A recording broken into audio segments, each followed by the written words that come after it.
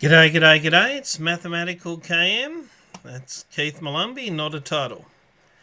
Okay, coming to you with the first game from Tuggeranong Chess Club in Canberra, Australia, of the Tuggeranong Open. I've got the black pieces and I'm up against another aficionado of the water horse who's got Solomon's course.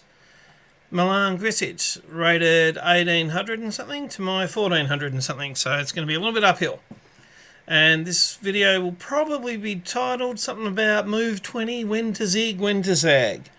So it's not so much about opening theory as using your clock and analysis of the position when you get to critical moments. So we'll have a look at that when we get there.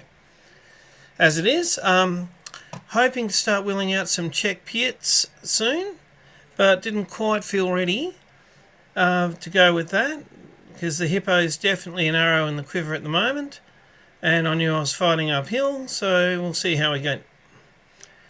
Okay, it might be a book move, but he's not going for the middle, so he's throwing me off a little, so let's go with the hippopotamus. Okay, I'm only going to get half of a hippo here. He's already fianchettoed his light squared bishop. That just to keep his knight out of g5. He's castled. E-pawn forward. Okay, and again throwing me off a little. He's gone the C and the D pawns, not the D and the E pawns.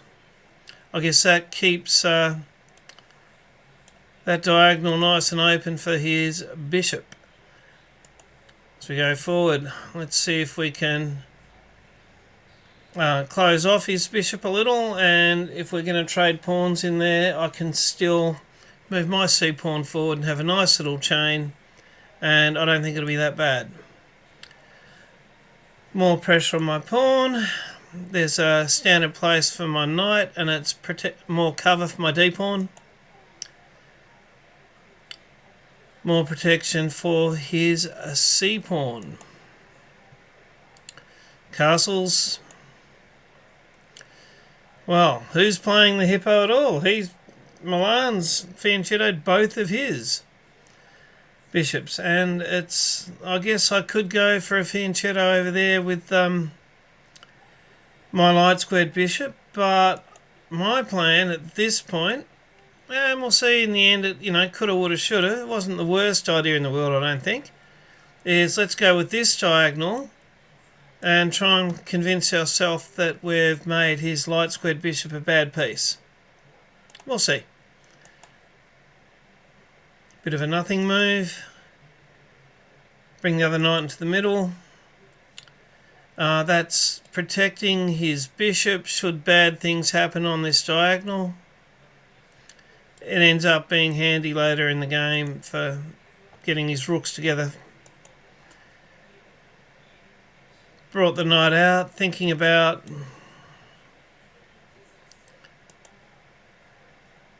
he's completed the pawn chain there. Computer doesn't like it. It's about plus 1.3. It's sort of between plus 0.7 and plus 1.3.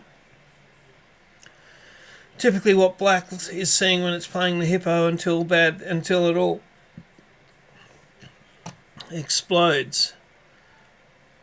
I was mostly thinking about getting somewhere for that knight to go, this knight to go, and getting e5 for the pawn. We'll see. Okay, I don't like you being there. I want to play e5. What are you doing there? So knight, threaten the exchange of pieces. He's moved back, rerouting, come back.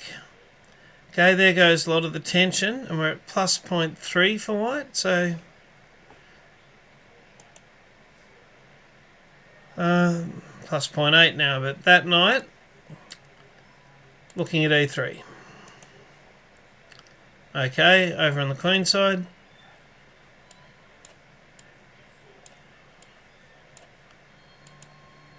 e3 is now playable with 3 pieces to 2.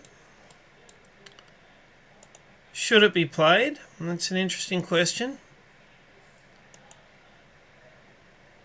Played it.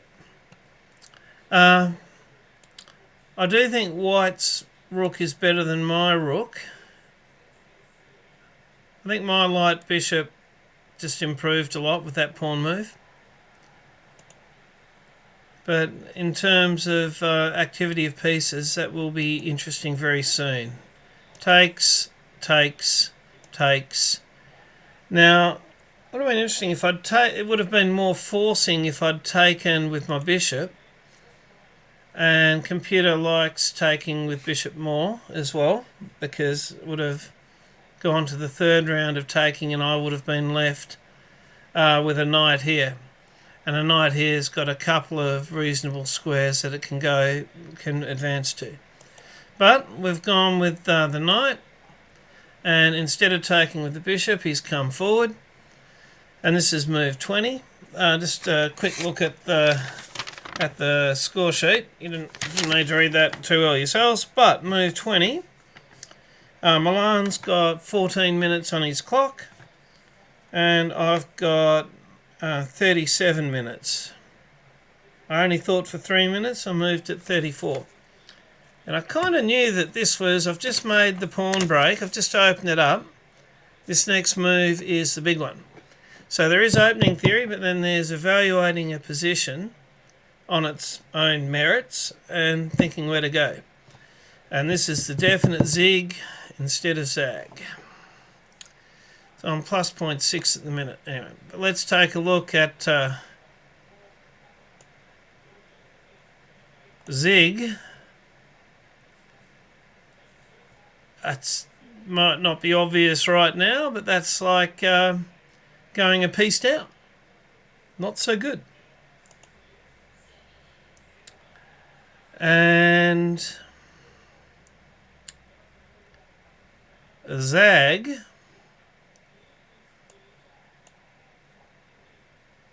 not so bad.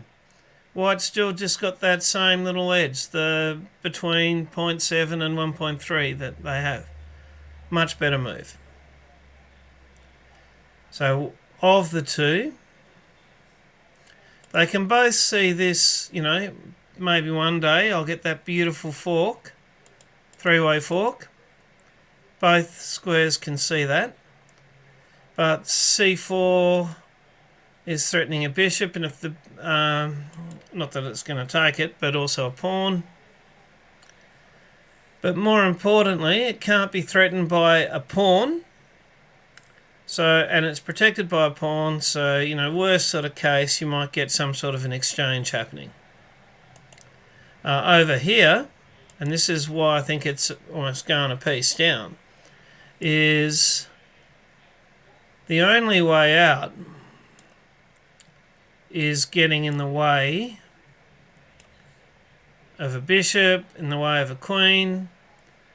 It's just discombobulating all of my pieces back in defence. And it can also be threatened by a pawn. Should have used some of that 30, extra 20 minutes I had, deeper analysis, think about the position more, and played it. Let's take a quick look down that chain.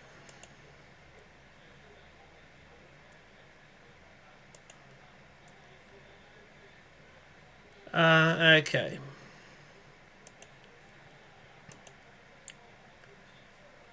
We haven't got the whole chain there, but and indeed G times F4 was preferred. Let's just go down some of the E times,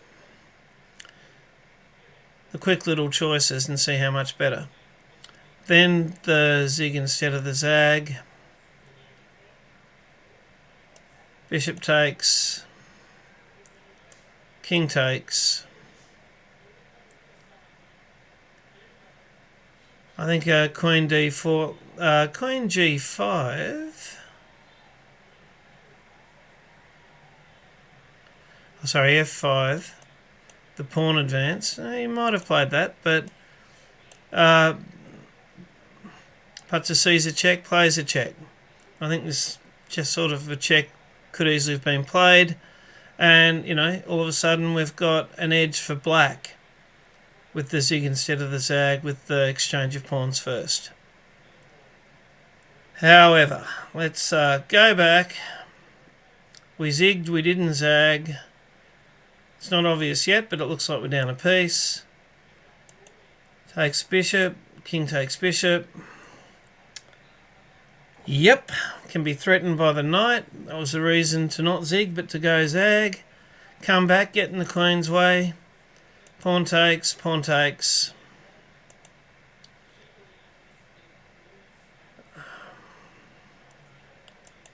Could have brought a queen in. Now, I was thinking, should have been really trying to undiscombobulate, and that's why this was given as a bit of a mistake, but thinking about if I ever get an extra move, which I won't be given, you know, the double threat there can come in. But anyway, so played that. But really, since that zig rather than zag, it's all been a bit sad. Should really swap off the bishop for the knight, which would join the rook to the queen to the rook. That would have helped. I didn't. I knew that I'd let it slip. I could just feel that it had gone. But this one's not a lesson learnt. This is a lesson I've known for rather a few years. And that is, don't, you know, willingly put your king in front of a rook. As we all know, rooks have got X-ray vision. Let's go back one move. King G8. Or even G6.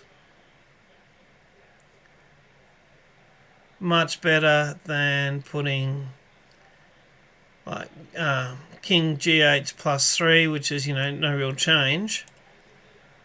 And lining it up, it jumps. Now you're plus more than 5. But it was the zig, not zag, and I sort of knew that, you know, my planned attack had fizzled, and now I'm the one under attack and discombobulated. The bishop out to try and help shore up the defences a little. Try and get the king off the line. Not much we can do. Nice fork, take it. He takes it. It's all mate in whatever, and I knew it. I decided, didn't shake hands. I would shake hands with my man any day of the week. But let's let him have his mate. There we go. Mate. Well, there you go. So, an interesting Hippo. And definitely got out of the opening well. Definitely made the plan of where to break through on E5. And it was the critical move after that with a zig instead of zag.